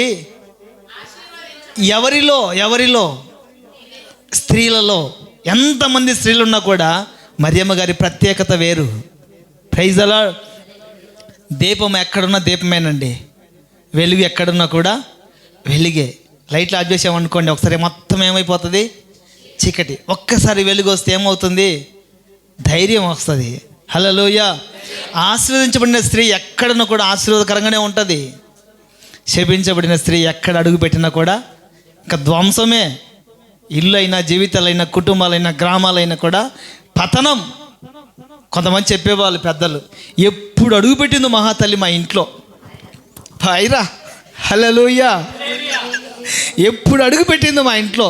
ఒకప్పుడు మేము 4 మంది, నేను, మా భార్య, మా 2 కొడుకులు, ఎంతో సంతోషంగా ఎంతో ఆనందంగా ఉండేవాళ్ళం. మా పిల్లలు పెద్దలైనప్పటికీ కూడా చిన్న పిల్లలాగా ప్రవర్తించేవాళ్ళు. మేము కూడా మా పిల్లలతో కలిసి మాట్లాడుకునే వాళ్ళం, ఆనందంగా గడిపేవాళ్ళం. మా తల్లి ఎప్పుడు అడుగు పెట్టిందో, మా పెద్దోడు మాతో మాట్లాడట్లే. మా తల్లి ఎప్పుడు అడుగు పెట్టిందో మా చిన్నోడు అస్సలు పట్టించుకోవటంలే. కనీసం బయటికి వెళ్ళి మా కోడలను చెప్పుకోవడానికి కూడా నా మనసు రావటంలే. ఏమైంది? మా తల్లి నాయన, మా తల్లి అడుగు పెట్టింది, ధ్వంసం అయిపోయింది నా ఇండ్లు. సమాధానమే లేదు, నెమ్మది లేదు, సంతోషము అంతకంటే లేనే లేదు అని కొంతమంది గురించి కొంతమంది సాక్ష్యం ఇస్తుంటారు. నా ప్రియమైన వాళ్ళరా, ఈ క్రిస్మస్ శుభ సందర్భంగా దేవుడు నీ యొద్ద నుండి కోరుకునే అనుభవం ఏంటంటే, నువ్వు నా దేవుని చేత ఆశీర్వదించబడిన స్త్రీగా ఉండాలి. చెప్పుకోరా? ఆమేన్, ఆమేన్, హల్లెలూయా. నిజమేనండి. కొంతమంది అడుగు పెడితే ఆ అడుగు మామూలు అడుగు కాదు. అది ఎంతటి పెద్ద ఇల్లు అయినా కూడా కుప్పకూలిపోవాల్సిందే. కొంతమంది అడుగు పెడితే ఇంకా మామూలుగా ఉండదు అనుకోండి, చెప్తే ఇంకా చాలా సందర్భాలు ఉన్నాయి. అవన్నీ పక్కన పెడితే, ఇదిగో దేవుని సన్నిధిలో అడుగు పెడుతున్నటువంటి నీవు, ఈ మధ్యరాత్రి వేళ దేవుని మాటలు వింటున్నటువంటి నీవు, ఈ మందిరము దాటి వెళ్ళక మునిపే మరియమ్మ గారు ఎలాగైతే ఆశీర్వించబడ్డారో అలాగే నీవు కూడా ఆశీర్వించబడును గాక. అలాగే దేవుడు మిమ్మల్ని కూడా ఆశీర్వదించును గాక. మీ గర్భఫలములు కూడా దేవుడు ఆశీర్వాదకరముగా మార్చును గాక. ఆమేన్, హల్లెలూయా. మరియమ్మ గారు ఆశీర్వించబడినటువంటి స్త్రీ. స్త్రీలలో నీవు ఆశీర్వించబడినవాడు, ఆశీర్వించబడిన దానవు. ఎంతవరకు అయ్యే ఆశీర్వాదం, ఎంతవరకు అయ్యే ధన్యత అంటే, నిన్ను అనేక తరముల వరకు ధన్యురాలు అంటారు. నా ప్రియమైన వాళ్ళరా, మరలా వచ్చే క్రిస్మస్ ఆరాధనలో మనందరం కూడా మరలా కలుసుకుంటాం. దేవుని మహాకృప చేత మీరందరూ కూడా మరియమ్మ గారిలాగా ఆశీర్వదించబడుదురుగాక. మీరందరూ కూడా మరియమ్మ గారిలాగా పరిశుద్ధతలు నిలిచి ఉందురుగాక. మీరందరూ కూడా మరియమ్మ గారిలాగా పరిశుద్ధాత్మ చేత నింపుదల కలిగి ఉందురుగాక. మరియమ్మ గారిలాగా ఆశ్రయించబడుదురుగాక. మరియమ్మ గారిలాగా వారి గర్భఫలము, మీ గర్భఫలాలు కూడా ఆశ్రయించబడునుగాక. ఆమేన్, హల్లెలూయా. కొంతమంది చెప్తాను నేను, మన గర్భఫలం ఆశీర్వదకరంగా ఉన్నాయో లేదో తెలుసుకోవాలంటే మనకు పుట్టినటువంటి బిడ్డలే మనకు సాక్షాత్తుగా కనబడుతూ ఉంటారు. కొంతమంది 6 మందికి జన్మనిస్తారు, 3కి జన్మనిస్తారు, 2కి జన్మనిస్తారు. కొంతమంది అంటారు కదా, ఎవరైనా కొంచెం మంచిగా బ్రతికి మంచి ఉద్యోగం చేస్తూ మంచి పేరు తెచ్చుకొని బ్రతుకుతున్నారు అనుకోండి, అబ్బా మీ అమ్మ కడుపు చల్లంగా ఉండాలయ్యా అంటారా లేదా? ఎందుకంటే పిల్లల మంచితనాన్ని బట్టి, పిల్లల మర్యాదను బట్టి, పిల్లల గౌరవాన్ని బట్టి, అబ్బా ఏం పెంచారు బాబు నిన్ను, మీ అమ్మ కడుపు చల్లంగా ఉండగా అంటారు. అంటే కొంతమంది జన్మనిచ్చేటప్పుడు కూడా ఆ కడుపు కోతకి శోకాన్ని మిగిలిస్తారు కానీ సంతోషాన్ని మిగిలించరు. 3 పుడితే 3 రకాలుగా వాడిని పట్టి పీడిస్తూ ఉన్నప్పుడు ఏ తల్లి అని చెప్పగలుగుతుందా నా పిల్లలు నాకు సంతోషాన్ని కలిగిస్తారని? ఒక కుమారుడేమో తాగి వచ్చి తండ్రిని కొడితే ముఖంలో ఉన్నటువంటి ఆ నోట్లో ఉన్నటువంటి పళ్ళన్నీ రాలిపోతూ ఉన్నాయి. ఆ రక్తాన్ని కారుతూనే అంటున్నాడు, అయ్యో నేను పొరపాటుకి జన్మనిచ్చాను, అయ్యో నా కర్మకు దీనికి నేను జన్మనిచ్చాను, నా రక్తాన్ని పంచాను అని ఒక కుమారుడు గురించి శాపవచనం తండ్రి పలుకుతున్నాడంటే ఆ గర్భఫలం ఎలాంటిది? ఒక తల్లి, ఒక కుమార్తె చెడు తిరుగుతూ చెడు సహవాసాలకు అలవాటు అయిపోయి ఆమె చెప్పిన మాట వినకుండా విచ్చలవిడిగా తిరుగుతూ ఉన్నప్పుడు వాళ్ళు వీళ్ళు చూసి తల్లి దగ్గరకు చెప్తున్నారు, అమ్మా మీ అమ్మాయిలా తిరుగుతుంది, ఒకసారి మీ అమ్మాయిని కంట్రోల్ పెట్టుకోండి లేకపోతే మీకు అవమానం కలిగిస్తుంది అని చెప్పినప్పుడు ఆ తల్లి కుమార్తె దగ్గరికి తీసుకొని వచ్చి, అమ్మా ఇలా ఉండకూడదమ్మా, మీరు సమాజంలోకి వెళ్ళిన తర్వాత, బయటికి వెళ్ళిన తర్వాత, కాలేజీకి వెళ్ళిన తర్వాత 10 మందిలో తిరుగుతున్నప్పుడు, 10 మందిలో మాట్లాడుతున్నప్పుడు, 10 మందిలో ప్రవర్తిస్తున్నప్పుడు మీ మాట తీరు ఇలా ఉండకూడదమ్మా, నువ్వు ఇలా తిరుగుతున్నావని, ఇలా ఉంటున్నావని 10 మంది చెప్తున్నారమ్మా, నాకు అర్థమవుతుంది, నాకు చెప్తున్నారు, నాకు అర్థమైపోతుంది, నువ్వు ఇలా ఉండడం కరెక్ట్ కాదు అని ఆ కుమార్తె చెప్తున్నప్పుడు కుమార్తె ఏమాత్రము అంగీకరించట్లేదండి. చివరికి అమ్మాయి మళ్ళీసారి ఎన్నిసార్లు చెప్పినా కూడా ఆమె వెనుకుండా అలాగే ప్రవర్తిస్తూ ఉంటే తిన్నగా తండ్రికి తెలిసింది ఆ విషయం. మీరు గమనించండి, తిన్నగా తండ్రికి తెలిసింది. తండ్రి వింటే కృంగిపోతాడని తండ్రి గదిలో ఉన్నాడు. గది బయట తల్లి కుమార్తె ఇద్దరు మాట్లాడుతున్నారు. అమ్మాయి పలానా అబ్బాయితో తిరగద్దు, నీకు ఎన్నిసార్లు చెప్పానమ్మా, ఈ విషయం మీ నాన్న తెలిస్తే ఏమవుతుంది, మీ నాన్న తెలిస్తే మీ నాన్న పరిస్థితి ఏంటంటే, ఏమైతే నాకేంటి, అతనికి నా గుండెల్లో స్థానం ఇచ్చాను. ఎక్కడమ్మా? గుండెనిచ్చినోడు ఎట్టన్నా పోని, ఆమెకు గుండెనిచ్చినోడు, ఆమెకు ప్రాణం ఇచ్చినోడు, ఆమెకు రక్తాన్ని ఇచ్చినోడు, ఆమెకు జన్మనిచ్చినోడు ఎట్టన్నా పోని, నేను అతనికి నా గుండెల్లో స్థానం ఇచ్చాను, నేను అతనితోనే ఉంటాను, అతని దగ్గరికే వెళతాను, ఎవరెట్టబోతే నాకేంటి? అమ్మాయి అలాంటి మాట్లాడొద్దమ్మా దయచేసి.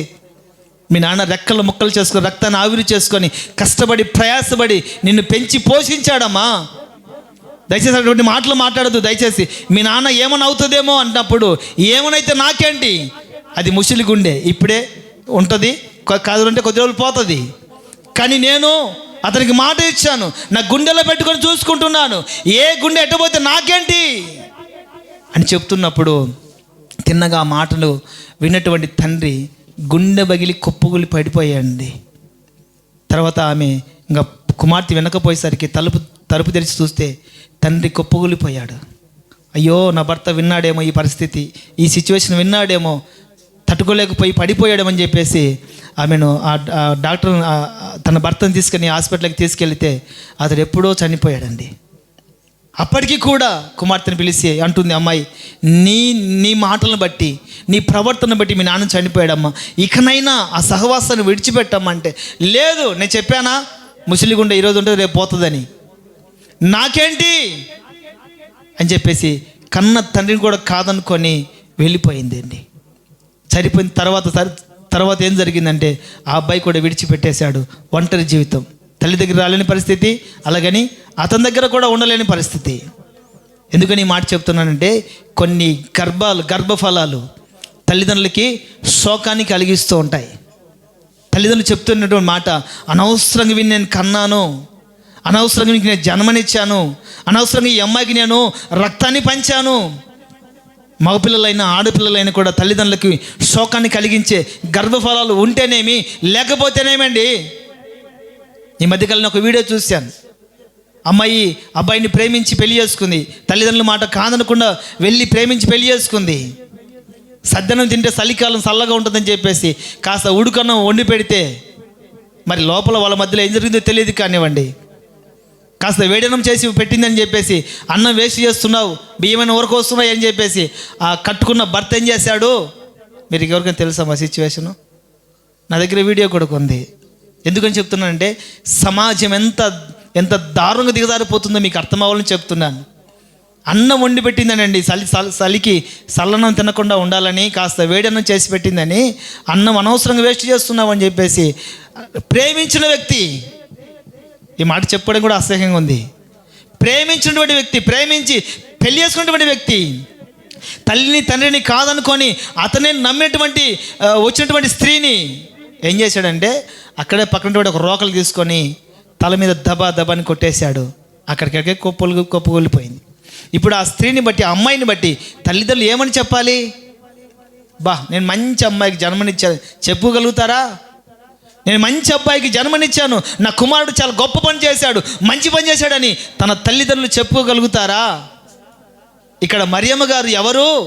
స్త్రీలలో ఆశీర్వదించబడిన దానవు, నీ గర్భఫలము ఆశీర్వదించబడును. నా ప్రియమైన వాళ్ళరా, మేము వచ్చేటప్పుడు పాస్టర్ గారు ఒక మాట చెప్పారు. మనము సంతోషంగా క్రిస్మస్ పండుగ చేసుకుంటున్నాం.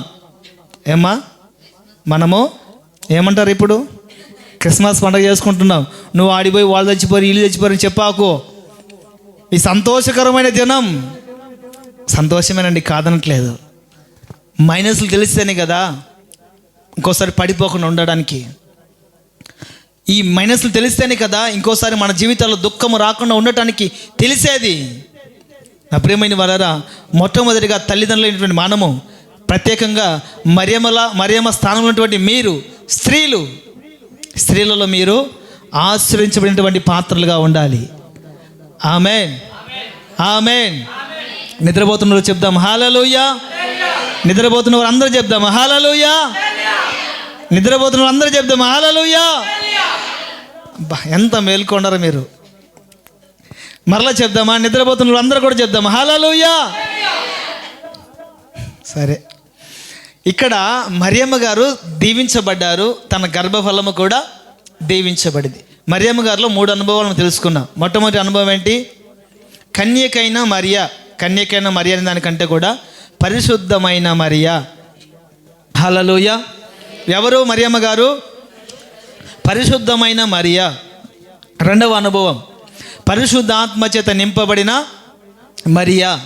మూడవ అనుభవం స్త్రీలలో ఆశీర్వదించబడిన మరియా లేదా స్త్రీ. నా ప్రియమైన వాళ్ళరా, మీరు కూడా స్త్రీలే. ఎందుకంటే మీరు మాతృమూర్తులు. ఎవరుమా?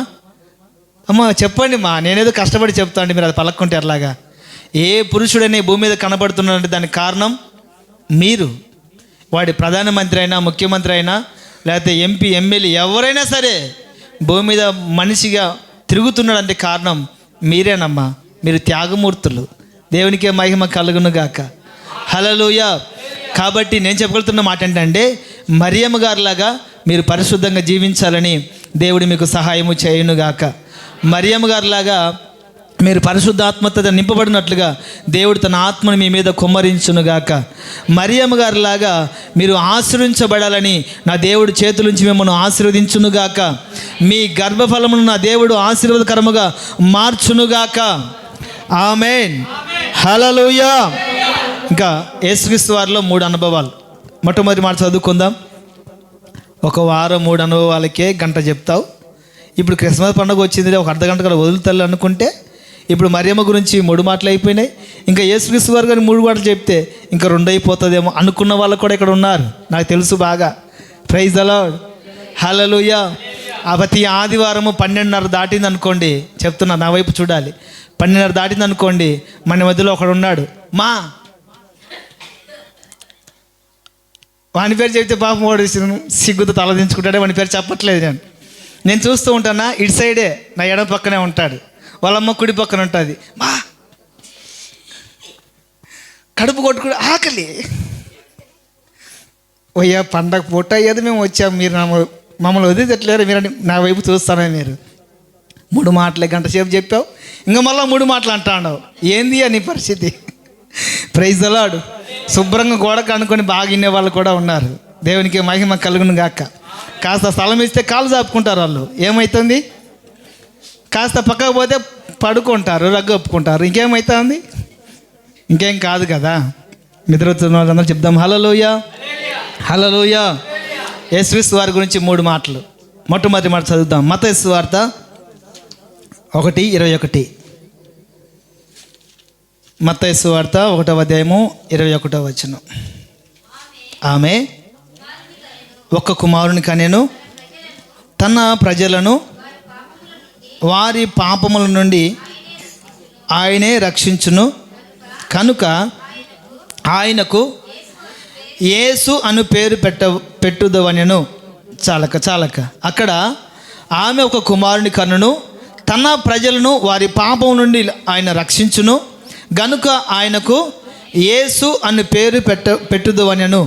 ఇక్కడ యేసుక్రీస్తు వారు ఎందుకు పుట్టారు? అసలు క్రిస్మస్ పండుగ చేయడానికి ముఖ్యమైన ఉద్దేశం ఏంటి?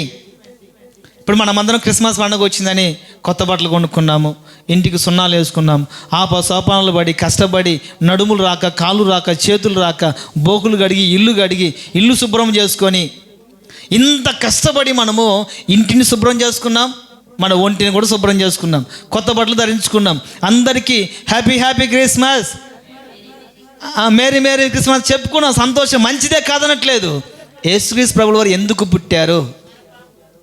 ఇక్కడ చదివినటువంటి వాక్య భాగాన్ని చూస్తే మనకు క్రిస్మస్ గురించి ఒక ముఖ్యమైన ఉద్దేశం మనకు తెలిసి ఉండాలి, ఒక రీజన్ తెలిసి ఉండాలి. ఇప్పుడు ఒక ముఖ్యమంత్రి గారు ఉన్నారనుకోండి, ఒక పథకాన్ని ప్రకటిస్తున్నప్పుడు దానిపైన ఒక ఉద్దేశం ఉంటుంది.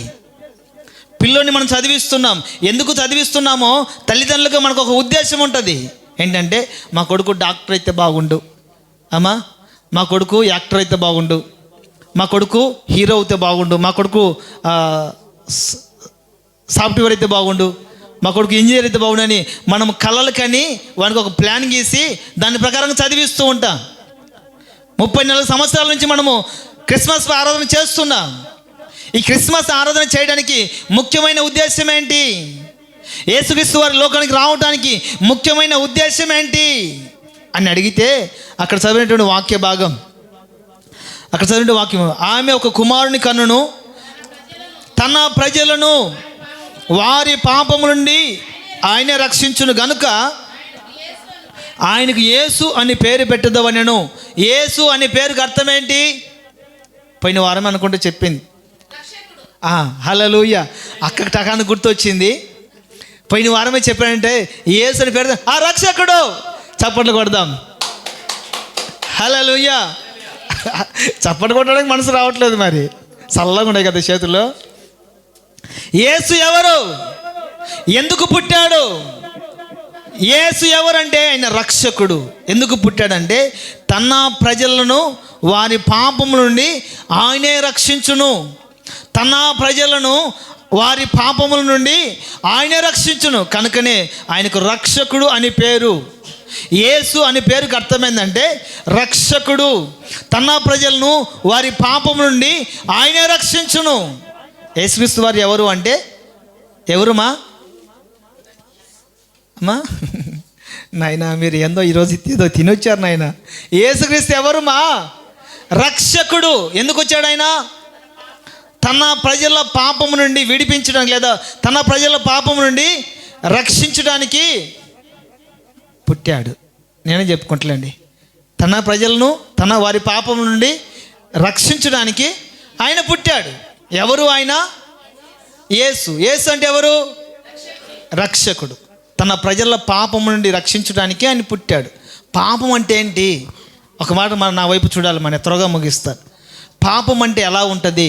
ఆ పాపం ఒక మనిషిని ఏం చేస్తుంది? పాపం ద్వారా ఏం కలుగుతుంది? అసలు పాపం విడిపించడానికి యేసుక్రీస్తు ప్రభువు వారు ఎందుకు లోకానికి వచ్చాడు? ఈ పాపం అంత భయంకరమైనదా?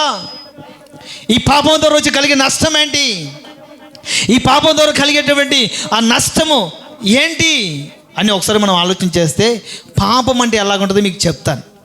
2 యవనస్తులు లేదా 2-3 యవనస్తులు, ఈ మధ్యకాలంలో తుఫాన్ వచ్చింది కదా, ఏం తుఫాను అది? మొంత.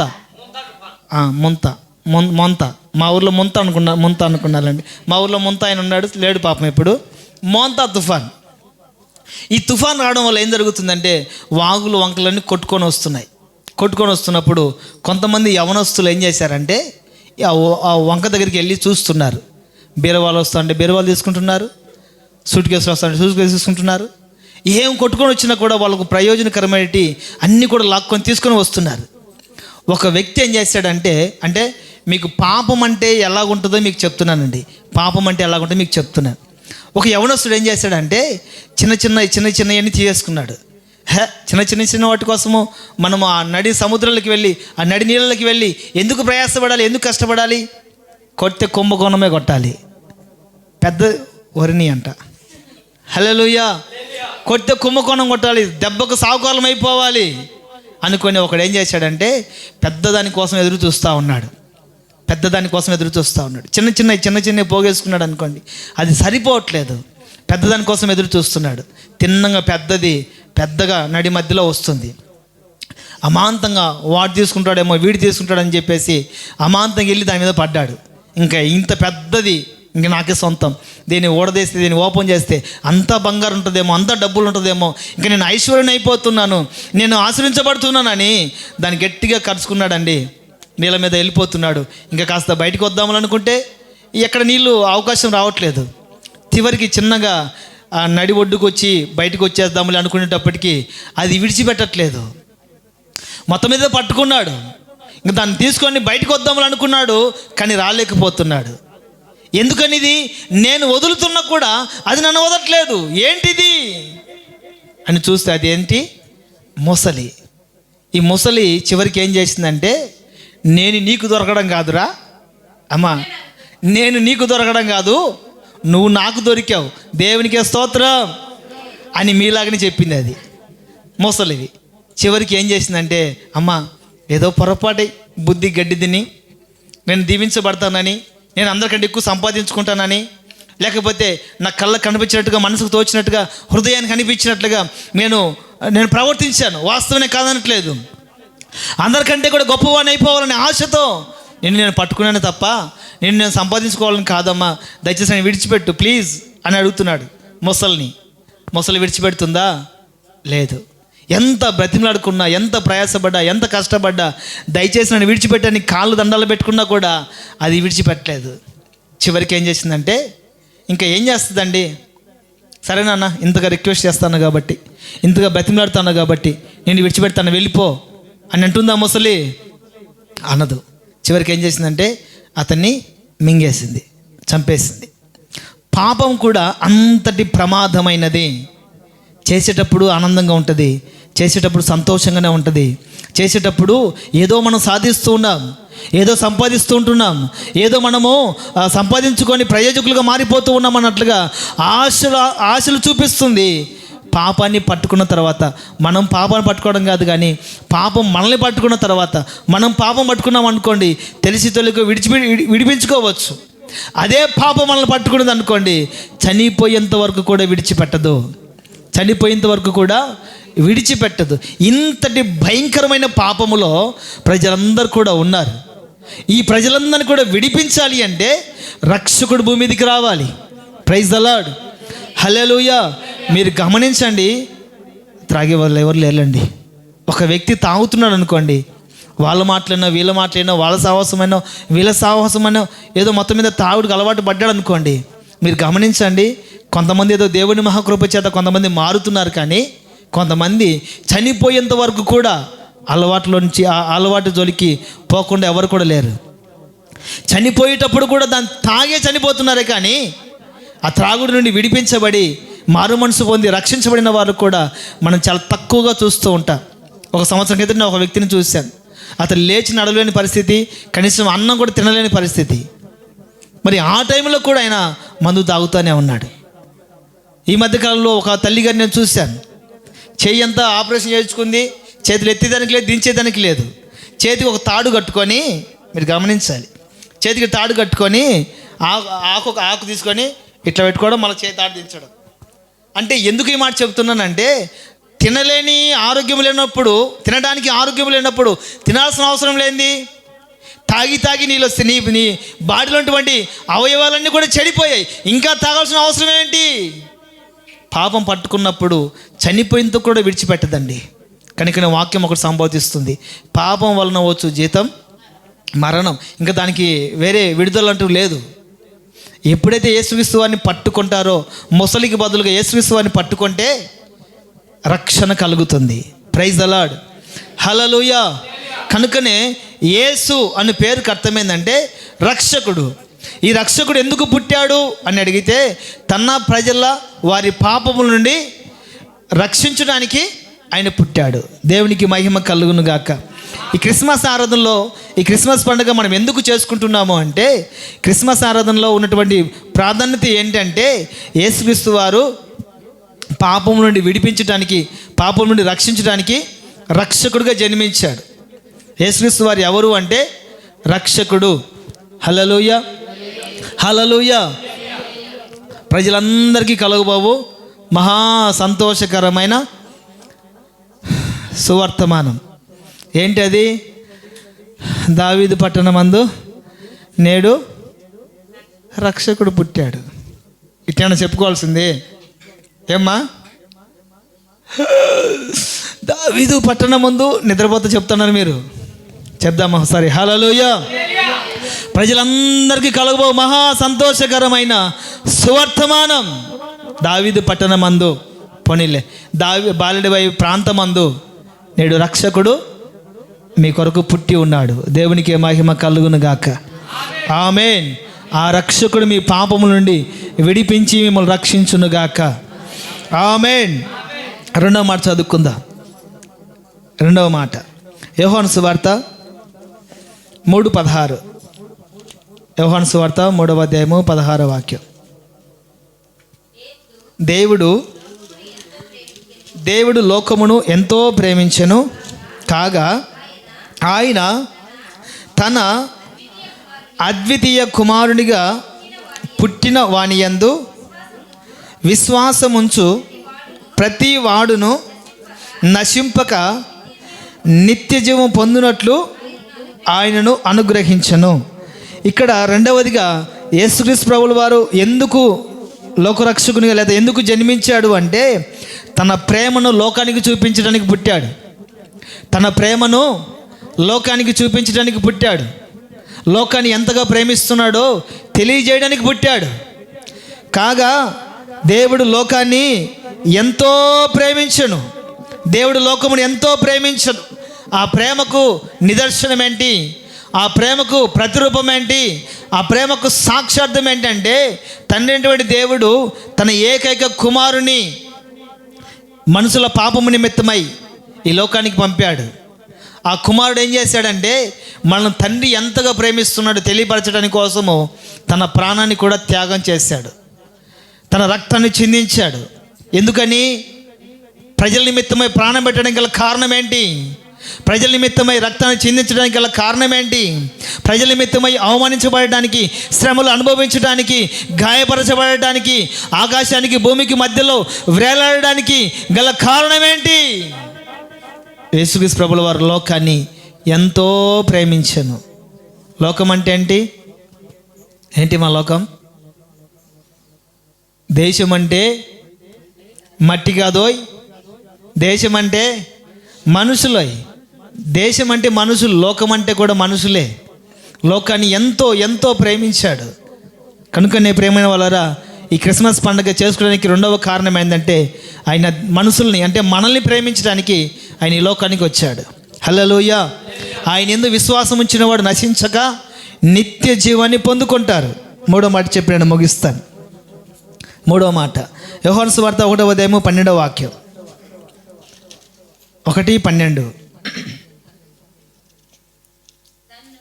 తన్ను ఎందరు అంగీకరించిరో వారందరికీ, అనగా తన నామమందు విశ్వాసం ఉంచిన వారికి దేవుని పిల్లలగుటకు ఆయన అధికారము అనుగ్రహించెను.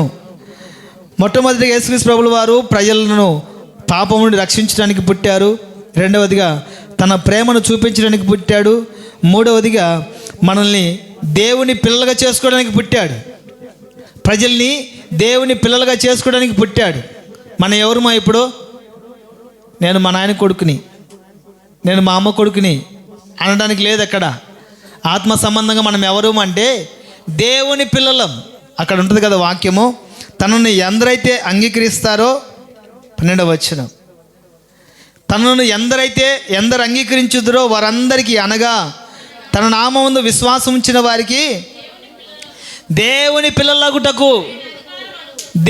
పిల్లలగుటకు అధికారము అనుగ్రహించను. ఇప్పుడు మనం ఎవరము? విశ్వసించిన వారైనా, యేసుక్రీస్తు వారిని అంగీకరించిన వారినైనా వీళ్ళందరినీ కూడా ఏమంటారు అంటే, ఎవరు అంటారమ్మా? దేవుని పిల్లలగుటానికి అధికారం అనుగ్రహించను. మనం ఒక మాట చెప్పాలి, గర్వంగా సంతోషంగా కాళ్ళ దగ్గర ఒక మాట చెప్పాలి. అన్యులు మనల్ని ఏమంటారంటే, వాళ్ళు దేవుని బిడ్డలండి అంటారు. అనరామా? మిమ్మల్ని ఎవరైనా అన్నారో లేదు నాకు తెలియదు. నేను చాలామందిని విన్నాను, చూశాను. వాళ్ళు ప్రసాదం తినరు. ఎవరు మా వాళ్ళు? దేవుని బిడ్డలు. పక్కన వాళ్ళు అంటారు, మీరు దేవుని బిడ్డలైతే మేమేమన్నా దయ్యాల బిడ్డలమా? మీరు దేవుని బిడ్డలైతే మేము దయ్యాల బిడ్డలమా అంటారు. దయ్యాల బిడ్డలో భూతాల బిడ్డలో మనకు తెలియదు. దేవుని వాక్యం అంటుంది, యేసుక్రీస్తు ప్రభుల వారిని ఎందరైతే అంగీకరిస్తారో, యేసుక్రీస్తు ప్రభుల వారి మీద ఎవరైతే విశ్వాసం ఉంచుతారో వారందరినీ కూడా దేవుని పిల్లలగుటకు ఆయన ఏమిస్తున్నాడు? అధికారం ఇస్తున్నాడు. ప్రైజ్ ద లార్డ్, హల్లెలూయా. వీరు నా పిల్లలు, నా రక్తము చేత కడగబడిన పిల్లలు, నా స్వారూప్యమందు సృజించబడిన పిల్లలు, నా పోలిక చొప్పున నిర్మించబడిన ప్రజలు, నా పోలిక చొప్పున రూపించబడిన ప్రజలు, వీరు నా పిల్లలు అని దేవుడు చెప్తాడండి. ఎవరైతే దేవుని విశ్వసించట్లేదో, ఎవరైతే దేవుణ్ణి అంగీకరించలేదో వారందరూ ఎవరి పిల్లలు అంటారు? నేను అడుగుతాను మిమ్మల్ని, వారందరూ ఎవరి పిల్లలు అంటారు? చీకటి ఉంటే వెలుగు ఉంటుంది, దయ్యం ఉంటే దేవుడు ఉంటాడు. మరలా చెప్తాను, చీకటి ఉంటే వెలుగు ఉంటుంది, దేవుడు ఉంటే దయ్యం ఉంటుంది. ఇప్పుడు దేవుడు అంటాడు, నన్ను ఎవరైతే అంగీకరిస్తారో, నా యందు ఎవరైతే విశ్వాసం ఉంచుతారో వారందరూ కూడా నా పిల్లలు. మరి అంగీకరించని వారిని, విశ్వాసం ఉంచని వారిని ఏమంటారు? అమ్మా అంటా ఉన్నారు. ఇప్పుడు ఏమంటారంటే, వారు ఎవరి పిల్లల సంగతి మనకెందుకండి, మనం దేవుని పిల్లలమయ్యాం. దేవునికి మహిమ కలుగును గాక. దేవుడు మనల్ని బట్టి చెప్తున్నాడు, మీరు నా పిల్లలు, దేవుని పిల్లలగుటకు నేను మీకు అధికారం ఇస్తున్నాను. దేవునికి మహిమ కలుగును గాక. హల్లెలూయా. యేసుక్రీస్తు ప్రభువు వారు పాపము నుండి రక్షించడానికి రక్షకునిగా పుట్టాడు. పాపం నుండి విడిపించడానికి, పాపం నుండి రక్షించడానికి ఆయన జన్మించాడు. రెండవదిగా లోకాన్ని ఎంతో ప్రేమిస్తున్నాడని తన ప్రేమను వెల్లడిపరచడానికి పుట్టాడు. మూడవదిగా ప్రజలందరినీ ఎవరైతే ఆయన యందు విశ్వాసం ఉంచుతున్నారో, ఆయన ఎవరైతే అంగీకరిస్తున్నారో వారందరినీ కూడా దేవుని పిల్లలుగా మార్చుకోవడానికి పుట్టాడు. ప్రైజ్ ద లార్డ్, హల్లెలూయా. దేవుని పిల్లలుగా మార్చుకోవడానికి ఆయన పుట్టాడు. దేవునికి మహిమ కలుగును గాక. నా ప్రియమైన వాళ్ళరా, ఈ క్రిస్మస్ శుభ సందర్భంగా 6 అనుభవాలు మనం ధ్యానం చేస్తాం. మరియమ్మ గారిలో 3 అనుభవాలు, యేసు ప్రభుల వారిలో 3 అనుభవాలు. మరియమ్మ గారిలో ఉన్నటువంటి మొట్టమొదటి అనుభవం ఏంటి? కన్యకైన మరియా లేదా పరిశుద్ధమైన మరియా. రెండవది పరిశుద్ధాత్మ చేత నింపబడిన మరియా. మూడవది స్త్రీలలో ఆశీర్వదించబడిన మరియా.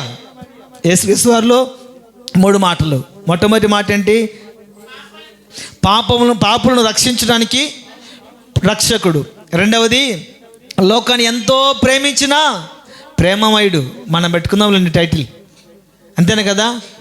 లోకాన్ని ఎంతో ప్రేమించిన ప్రేమమయుడు. మూడవది దేవుని పిల్లలుగా మనకు అధికారం ఇచ్చిన అధికారకుడు. ఎన్నెన్నో టైటిల్ పెట్టుకోవచ్చు దేవునికి మహిమ కలుగును గాక. ఎన్నో పేర్లు రాశారు, ఎన్నో పేర్లు పెట్టారు భక్తులు యేసుక్రీస్తు ప్రభుల వారికి. మనం కూడా పెడదాం. ఆయన ఎవరు అంటే రక్షకుడు, రెండవది ప్రేమమయుడు, మూడవది అధికారి, సర్వాధికారి. పిల్లల అవుటకే అధికారం ఉంది, ఆయన ఏమైనా చేయగలిగిన అధికారం ఉంది. ఎందుకంటే సర్వ సృష్టిని సృష్టించినటువంటి సృష్టికర్త అయిన దేవుడు, సర్వ అధికారములైనటువంటి అధికారి అయిన దేవుడు. దేవునికి మహిమ కలుగును గాక. హల్లెలూయా. కాబట్టి దయచేసి ప్రియమైన వాళ్ళరా, కొద్ది నిమిషాలు అందరూ కూడా లేచి నిలబడదాం. చివరి ప్రార్థన చేసుకొని ముగించుకుందాం.